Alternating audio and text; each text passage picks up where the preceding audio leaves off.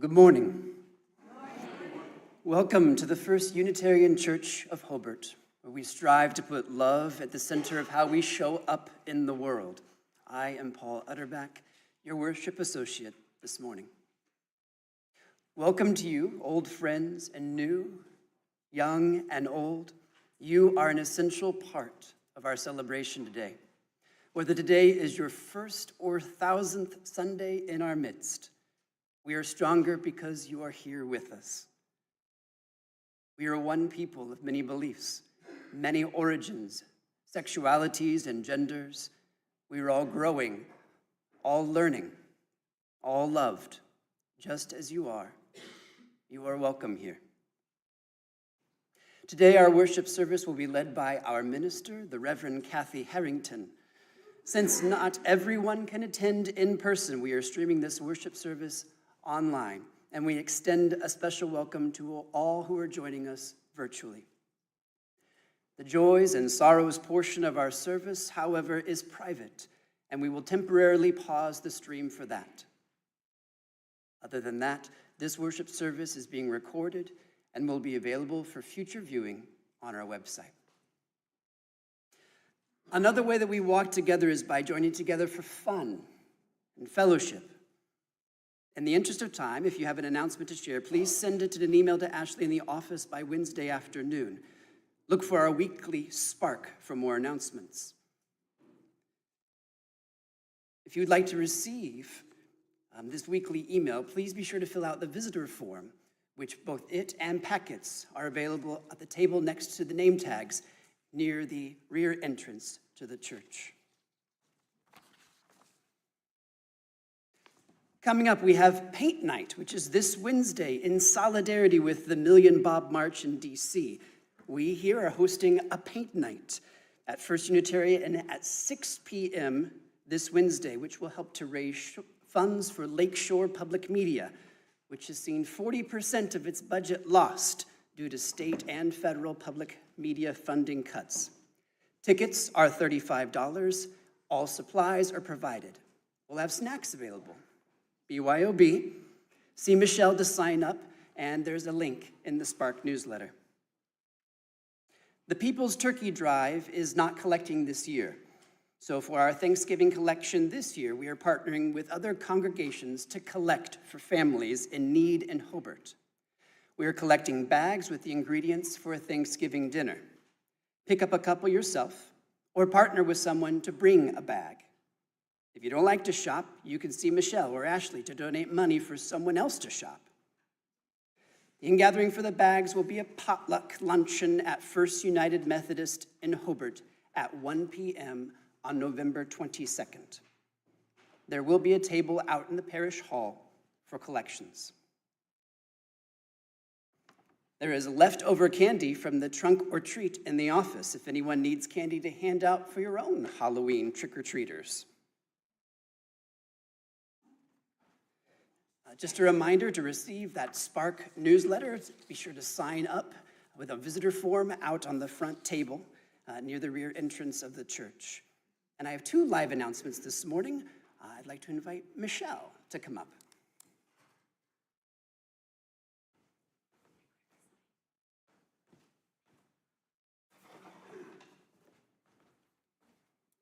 Hello. So last board meeting, right before the board meeting, they were having a no data center rally in front of City Hall in Hobart. So I ran over there and did the rally and was all excited. They gave us a free sign for the church. Normally they're $10. They just gave it to me for free. And it was all I could do as a member of this church, not to run back and just put it right in the ground. But it was painful for me to bring it in and put it in the office, because the right thing to do is, I don't speak for this church. If we put this out, it speaks for all of us. So we had opportunity last week, and then again this week. If anybody wants to talk to me or Stephanie as well on the board about putting this sign up. Otherwise, after coffee hour today, we will be putting this sign up in solidarity with the No Data Center movement. We feel that it fits our mission because of the risk of environmental harm from the facility being put up in Hobart. So see me or Stephanie after church if you want to talk about us putting this sign up. Thanks.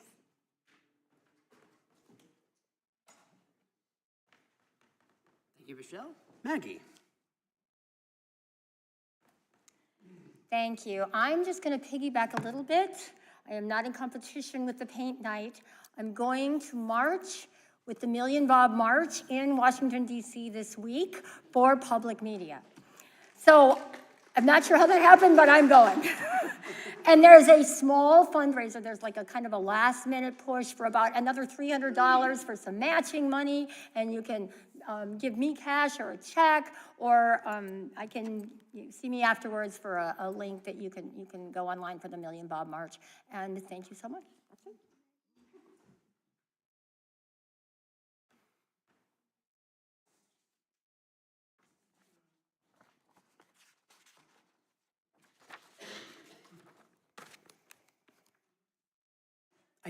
It's not on my sheet, but I see it up here lovely on the screen. We have our chili cook-off coming up next Sunday. There's a sign-up sheet in the parish hall where you can put down your name if you'd like to compete to provide us with delicious chili and take home. I'm not taking home anything, but your name could go on a plaque.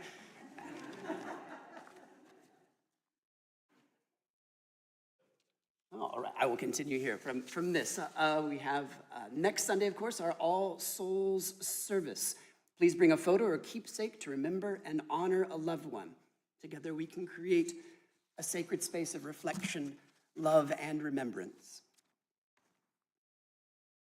We have our Samhain ritual and potluck coming up this Saturday, November 1st, from 6 to 8 p.m.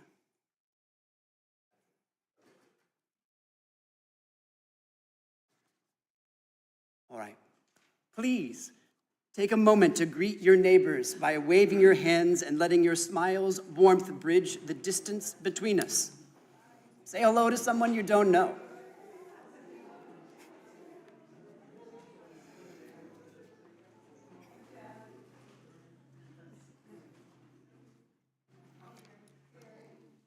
Please turn off or silence your devices, and as you do, allow yourself to enter sacred time.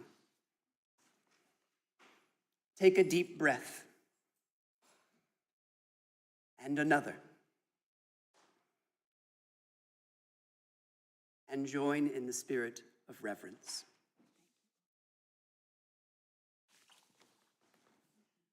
Each week, during our Sunday morning worship service, we join in reciting the words of our affirmation, printed in your order of service and also on the screen. Love is the doctrine of this church. The quest for truth is its sacrament. Service is its prayer. And this is our covenant, to dwell together in peace, to seek the truth in love, and to help one another.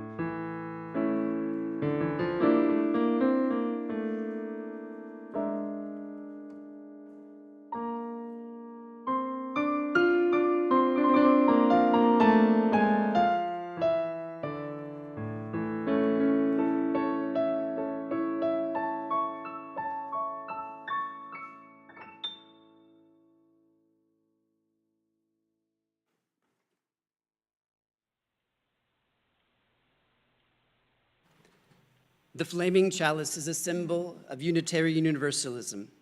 It suggests the transformations that take place when we are held within religious community.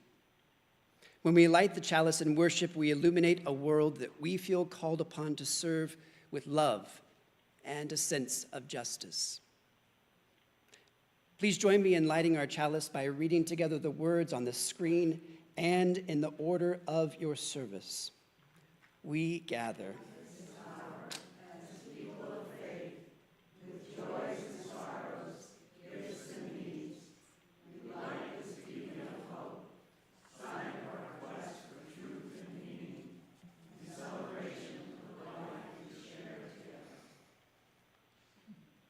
Now let's join together in singing our doxology.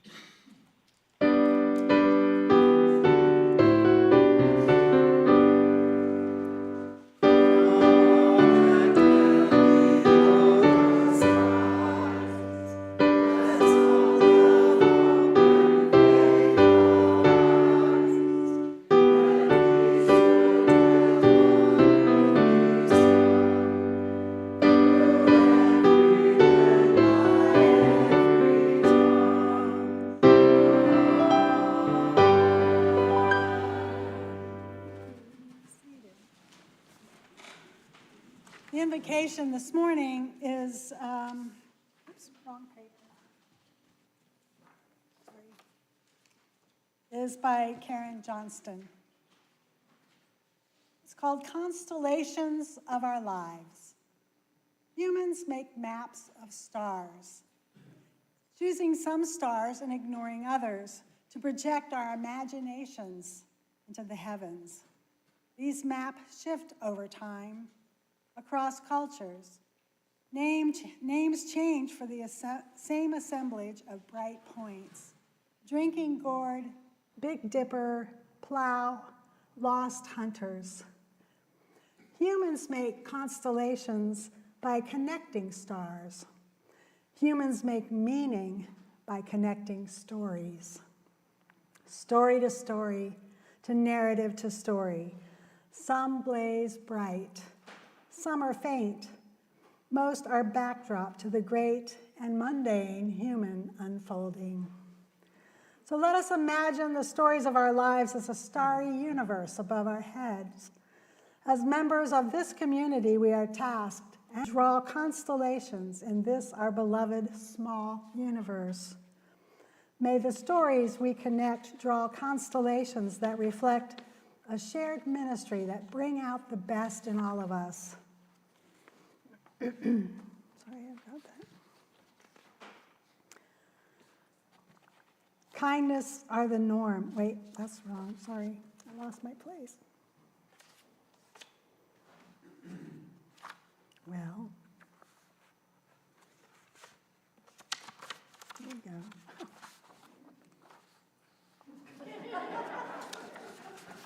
I don't know how I got so unorganized. Sorry, folks. In every moment of every day and everywhere you go, it is your job to make it specific enough to drive you to show up in risk and to plant good beside a hurting soul. Goodness that sprouts compassion, roots in love, and holds steadfast resilience against injustice and against hate and against fear. May it be so. And now, let us rise in body or spirit and sing hymn number 34. 34. Well, I'm going to organize my papers.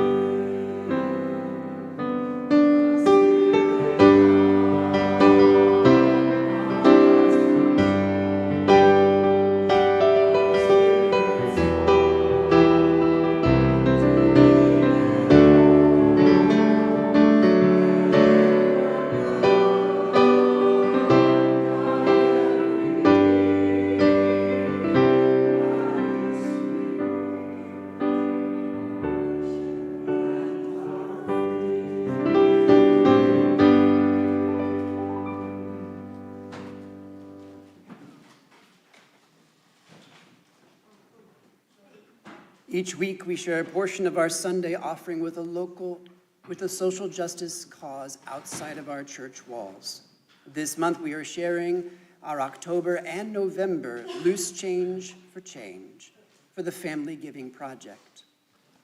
Our Loose Change offerings will support a local refugee family of 5 as they begin their new life in our community.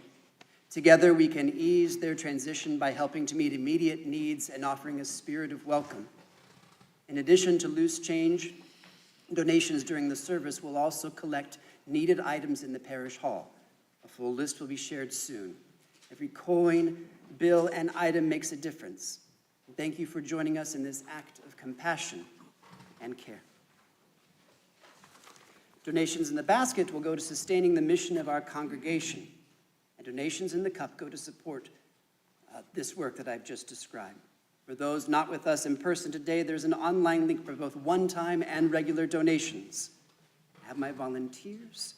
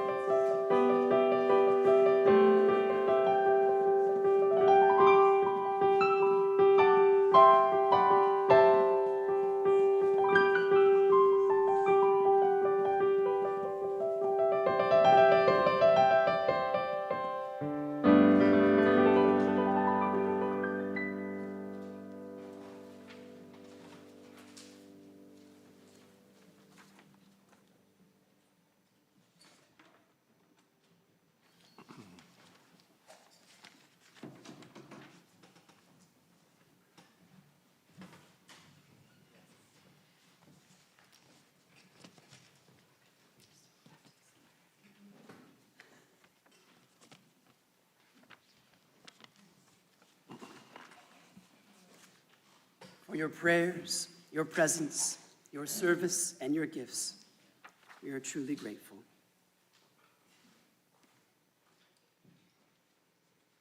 So now it's time for our story for all ages. The book is mysteriously missing in one of my boxes, and so I'm going to read it with you along with. We are better together. The human game is a team sport. It took a band, a clan, a community to raise humans to adulthood. We hunted together in groups. With our complex language, we are able to keep track of one another. And when we work together, we can do incredible things. We can harness the power of the sun. We can reforest the land. We can help lost sea turtles find their way to the ocean. We can explore the farthest reaches of space, and looking back, we can see how we are changing our planet. It is a beautiful, fragile place, worthy of our protection. We can accept with grace that each of us has a moment and a place, and that our humanness is important. We have the tools to allow us to stand up to the powerful and the reckless. It is love that works to feed the hungry. And it is the value of love.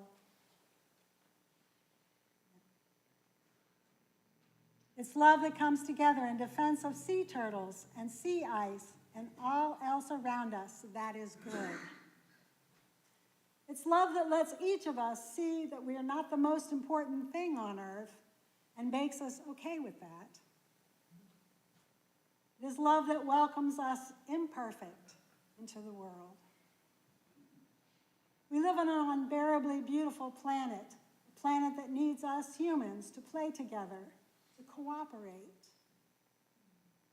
We're capable of acting together to do remarkable things. So we best get started soon.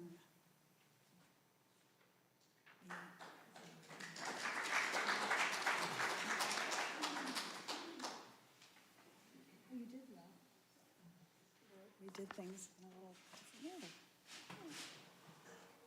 So now in the center of our service and the center of our lives, let us pause to honor the silences of the world. Let us open our hearts to the place of quiet, to the silent prayer for the healing of pain and the soft, gentle coming of love.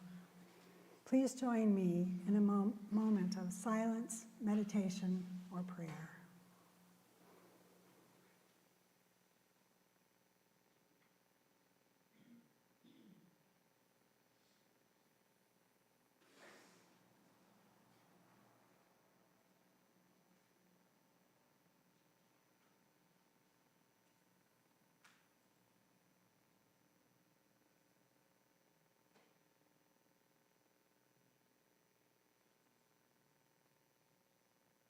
I invite you now to come forward to light a candle of memory or hope, or just sit quietly as the music holds you in a meditative space.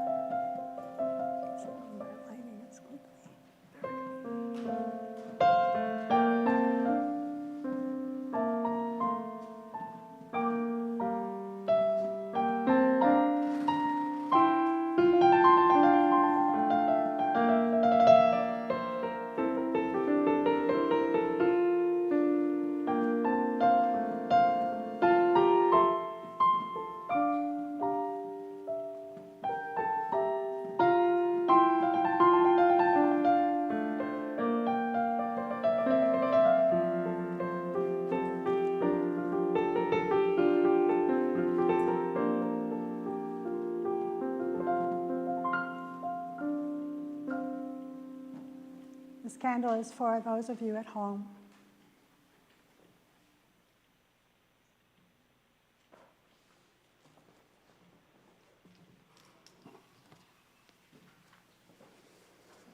And now let us fill this sacred space with the names of loved ones we hold close in our hearts this morning, some suffering in sorrow and some celebrating in joy.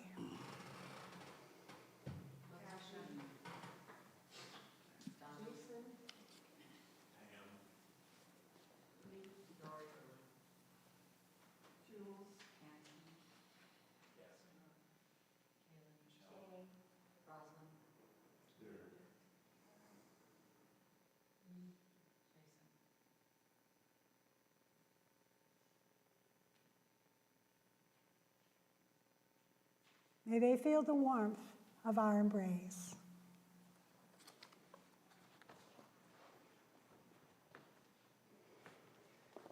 You are now invited to briefly share a private joy or sorrow, to hold them together so that the lightness of our joys lifts up all of us, and so that the heaviness of our sorrows feels easier to bear.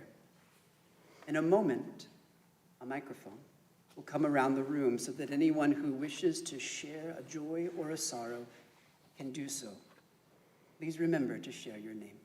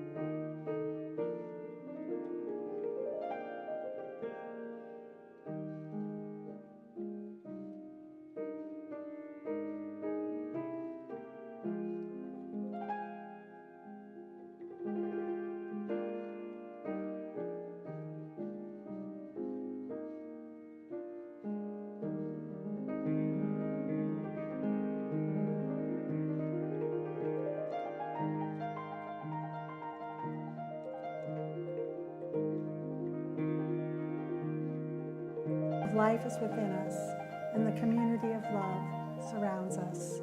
Please stay seated, but join me in singing hymn number 318, We Would Be One.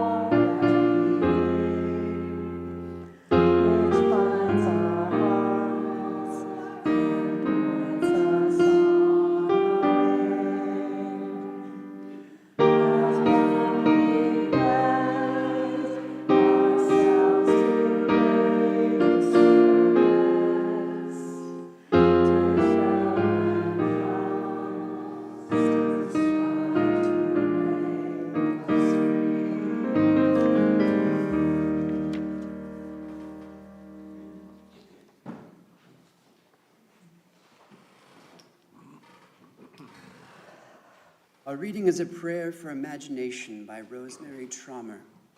It begins with this quote from Barry Lopez. The effort of the imagination is to turn the boundary into a horizon because there is no endpoint for you. The boundary says here and no further. The horizon says welcome. There are so many boundaries in me, so many limitations, prisons, places where a line has been drawn, perhaps by another, perhaps by me. The line says, stop. The line says, don't be curious. They say, make yourself small, now smaller. But imagination is the big pink eraser that rubs out the lines, smears, and disappears them. Sometimes it's more like a tear, a small rip in the known that bids me look through the lines as if peeking through a curtain. And sometimes the imagination takes a line and bends it, twists it like a clown with a balloon, until what I thought was a boundary becomes bird, becomes crown, becomes flower. Or it turns the line perpendicular, so what I thought was a deadline becomes a path. I want to listen for the voices beyond the boundaries, want to open to what I can't yet see. I want to hear the welcome of the horizon and, like a bell calling me home, let it lead me.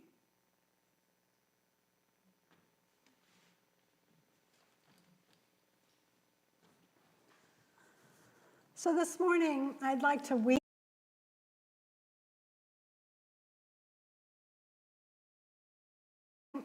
weave together the two messages from the last 2 weeks' sermons into this week's sermon, Prophetic Imagination. So a little recap. So the sermon was a book by Margaret Wheatley, Who Do We Choose to Be? And she said we should not waste our energy on anger and blame and despair, but to choose to be warriors of the human spirit, responding to the needs of our community as they arise with love, compassion, creativity, right here and right now. And Wheatley says we must let go of our old maps because the world has changed so dramatically, the old maps are useless. She says, although these qualities are natural to the human spirit, our current culture has normalized greed, aggression, and life-destroying behaviors. So, we create islands of sanity that sets itself apart from the destructive dynamics and policies and behaviors that are afflicting people on the mainland. We do not withdraw.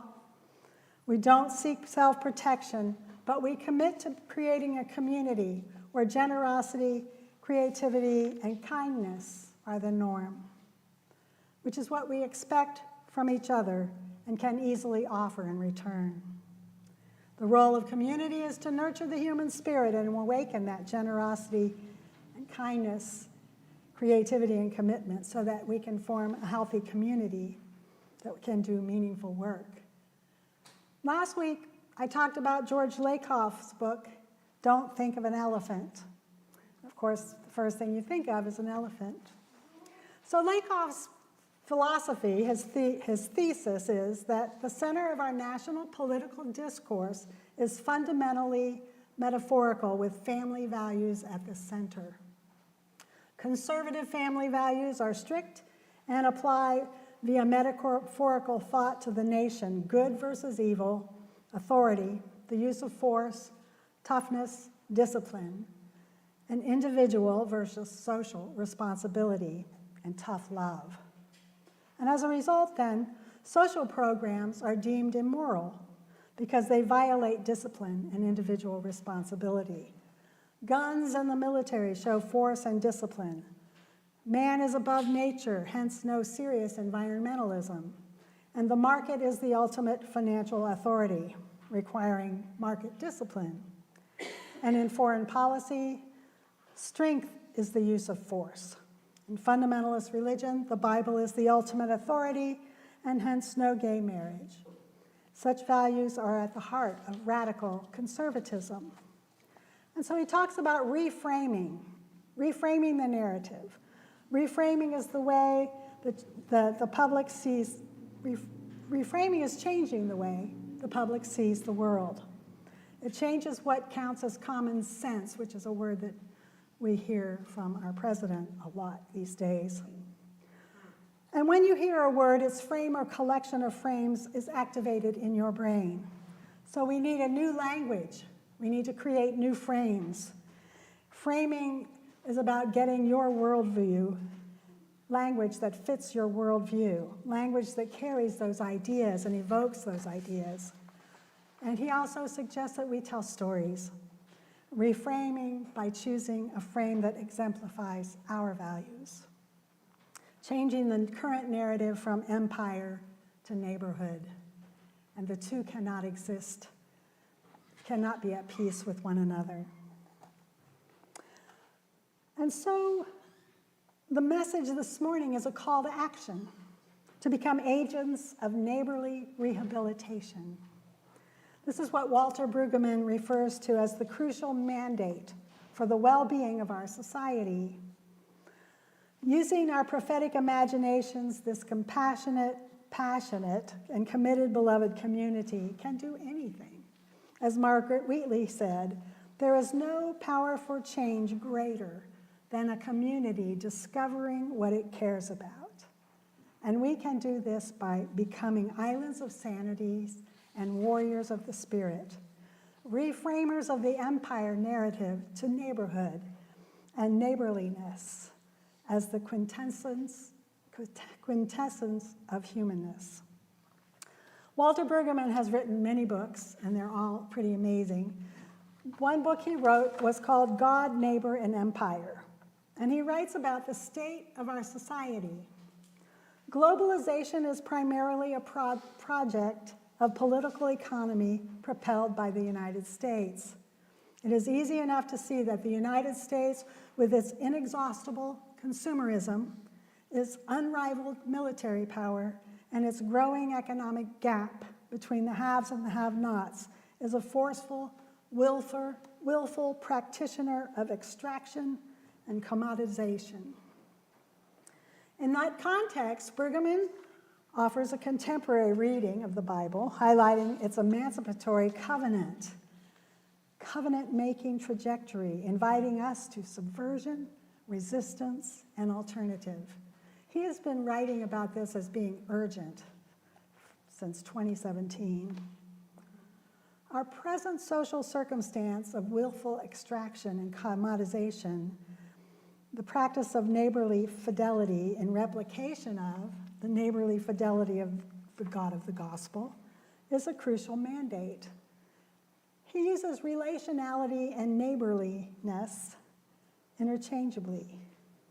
And relationality, he says, has three themes. Justice, a distributive kind of justice that is a guarantee that every member of society can live in security, dignity, and well-being. Grace, which is mercy, a generous reach beyond quid pro quo assumptions in which the left behind are abandoned in despair and vulnerability. And law. The law is the guarantee of an ordered distribution of social goods, social power, and social access that precludes extortion, abuse, and oppression against the vulnerable. In lawless political economy, the powerful are above the law, and the vulnerable are outside the law, so that the law is no protection. So Brueggemann quotes Paul, who wrote in Galatians, echoing a quote from Leviticus, "For the whole law is summed up in a single commandment. You shall love your neighbor as yourself." Imagine if those who claim to follow the teachings of Jesus and of the Bible would take that commandment seriously. You shall love your neighbor as yourself, and that is the whole law. Alas, there are no neighbors in empire, only threats, allies of convenience, and dispensable labor. And so Brueggemann, he's using both the Hebrew Bible and our Christian Bible. He lifts up the story of the Exodus, the Sinai narrative, as the normative emergence of neighbor in the history of the world. He writes, "Imperial ideology has tried forever and now to eradicate the powerful neighbor emergent. And for that reason, the issue has to be joined again and again. The counter-tradition neighbor affirms that the world can be other than it is when controlled by empire. The people must be energized and empowered to resist and refuse the imperial closure. Relationality is the quintessence of humanness." So here we are, we find ourselves in this situation where we are trying desperately to shift the narrative from empire to neighborhood. And if we don't accept, as Margaret Wheatley said, the reality of the situation that we're in, then we can be of no use. And we can't protect ourselves from that reality. We must be strong. In Brueggemann's book, Reality, Grief, and Hope, 3 Urgent Prophetic Tasks in 2014. I guess he's been writing sooner. He takes those theories further. He draws from the prophets while comparing ancient Israel and Americans' warped and unjust obsession with the ideology of chosenness and exceptionalism. The prophet's job is to pierce through those layers of denial from an ideology that celebrates freedom, even while it ignores the needs of our neighbors. And so, denial ignores the injustices embedded in our capitalist system that has created poverty and suffering and pain for people society is willing to throw away. Systemic denial for decades has led to drastic changes in our climate, causing extreme weather events and devastation like we have never seen before.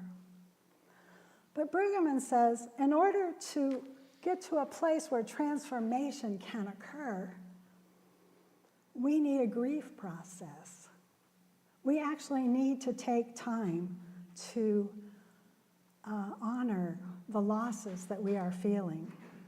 I suggest that we hold Vesper services and invite the community to come and spend time grieving these losses so that we can then move forward into doing something about it. In the past 9 months, there have been so many losses. One shocking and unexpected loss this week is the destruction of the East Wing of the White House. I don't know about you, but it has me reeling. I can't actually articulate the pain and grief that I'm feeling about that. But Chelsea Clinton wrote an op-ed, and she said, "This is a reflection of how easily history can be erased when power forgets purpose." Trump is taking a wrecking ball to our heritage, to the people's house, and to our democracy. And so the third task is hope. He returns to the Christian Bible and Jesus. I know you're probably wanting to put your coat on and run because there's so much Bible and Jesus in this sermon, but I promise you this is the last one for a very long time. So Brueggemann writes, in this liminal moment of abyss in our society, prophetic imagination may dream of possibilities of peace and justice with less U.S. hegemony. Prophetic imagination may dream of a lower standard of living among us, but with a genuine neighborliness, which we all share in. It may dream of new cultural pluralism in which the marker is not nation, race, ethnic origin, but the capacity for neighborliness. And so the prophetic task in our time, as in ancient times, summons the community of faith to make knowing and risky decisions between options of life and death. It was the community of faith that really drove Martin Luther King's movement for peace and justice and equity. And it needs to be the community of faith driving it again. Brueggemann's economy of neighborhood is as featuring miracles of abundance. The counter-narrative disrupts the imperial narrative by focusing on individual people in daily crisis, naming, valuing, empowering persons who have been discarded, reduced, or summarized by the empire. The morality that Jesus preached is reckless, extravagant, improvident, over the top, a scandal to the authorities and a stumbling block to real estate agents. Forgive your enemies, give away your cloak as well as your coat, turn the other cheek, love those who insult you, take no thought for tomorrow. These teachings cannot be separated from the actions of his ministry. His teachings evoked radical energy, for they announced as sure and certain what had been denied by careful conspiracy.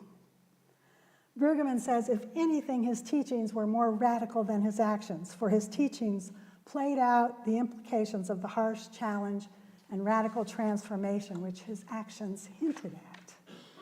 It was one thing to eat with outcasts, but it was far more radical to announce that the distinctions between insiders and outsiders was null and void.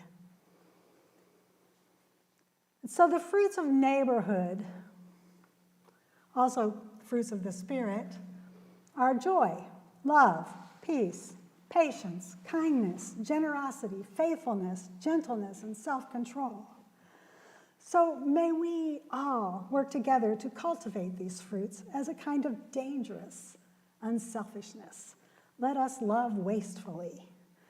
Let us rise up with a great readiness and a determination. These times are urgent and we are called.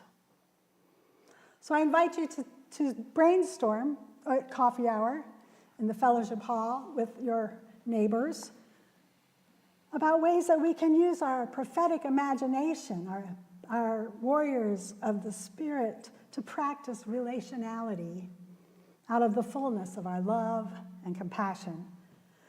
Let's make it creatively holy and bold, joyful, that we can transform ourselves and our society. I have in my office some poster sheets of your workshop a year or so ago, just a little over a year before Tom left, about what your vision is for 1949. Not 2049, sorry, what century are we in? Oh, anyway, so there were some ideas also that I thought were really quite lovely, like a food pantry.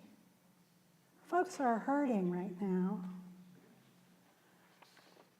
We have SNAP being stopped as of October 31st. People are hungry, and we have extra we can give. Then also there was an idea of maybe a community garden. In Austin, Texas, there was a community garden, and there was also a group of churches that were also holding cooking classes so that every meal would only cost 99 cents for each person in that family. The cookbook is in Spanish and in English. So anyway, think about what are some immediate actions. It's urgent, as you well know. We can find multiple ways to build community. We've done that. You've done so much. I thought the trunk or treat was lovely, bringing people in, hosting a child dedication for a baby that is not one of our own. What if we put out on our marquee, on our sign, child dedications free? Bring your child to be dedicated and loved by a community. We could do things like that. So think about it. I'm not going to do any more Ain't It Awful, because I think that we have the power and the collective, enough power in our collective love to practice the whole law. The commandment, you shall love yourself, your neighbor as yourself. And so I look forward to having more conversation. Next Saturday, we're having a leadership retreat where we will be led in a process of appreciative inquiry. And that process is important because what it does is just lift up all of the gifts that you have and then brainstorming about how best to use those gifts to be transformative in today's society, to transform the narrative from empire to neighborhood. Thank you. May it be so. Please rise in body or spirit and join me in singing hymn number 145, As Tranquil Streams.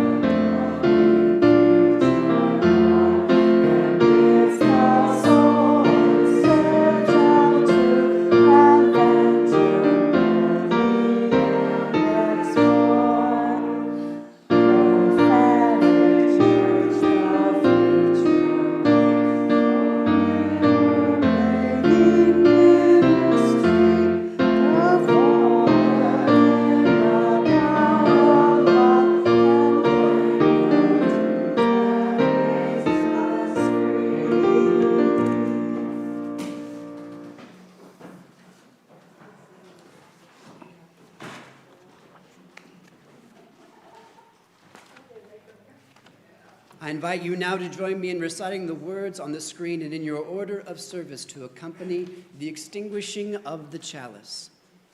We Extinguish this flame, but not the light of truth, the warmth of community, or the fire of commitment.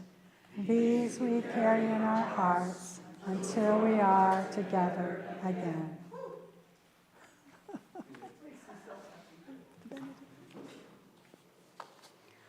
Did you see what you're sharing? Okay. I was staying with this microphone, Oh, but you I can can stay come at close that to you. mic. It's Okay. fine. I like you close to All me, right. because I have a microphone. Okay. It is not your job to keep the world from sliding into hell. It's not. Neither a singular person nor the great cloud of souls can hold back the anger and vitriol that would tear our communities asunder. It is not your job to keep things from getting bad, even very bad. It is your job to plant goodness in every moment of every day, everywhere you go. And it is your job to make it specific enough to drive you to show up in risk, to plant good beside a hurting soul. Goodness that sprouts compassion, roots in love, holds steadfast, resilient against injustice, against hate, against fear. It is your job to start planting now, to keep planting, to become planting, and then you will know what it is to live a good life's work. Go in peace, and blessed be. Amen. Amen.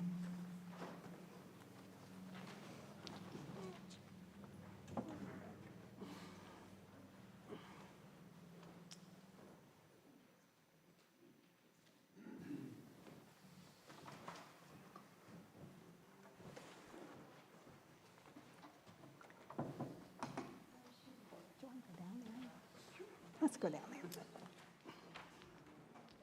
We want to hear you.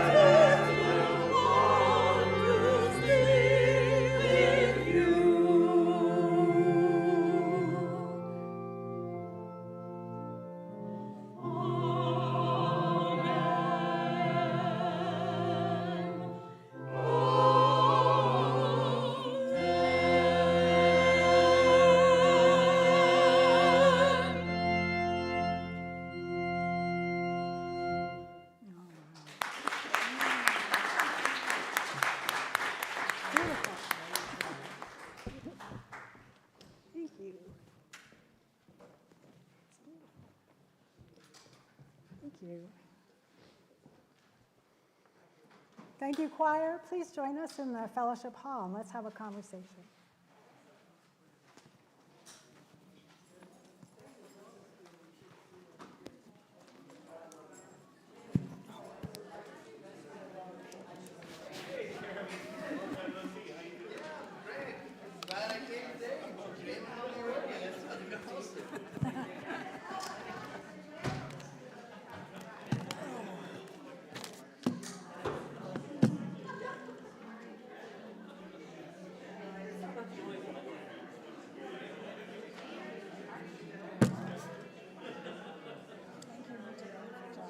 Thanks. Love the way you read them. I'm so happy you joined us. You're doing great. Oh, thank you, Bobby. I Very, know, very isn't kind. he Oh, thank you. Kisses. Sorry, just this No, away. it's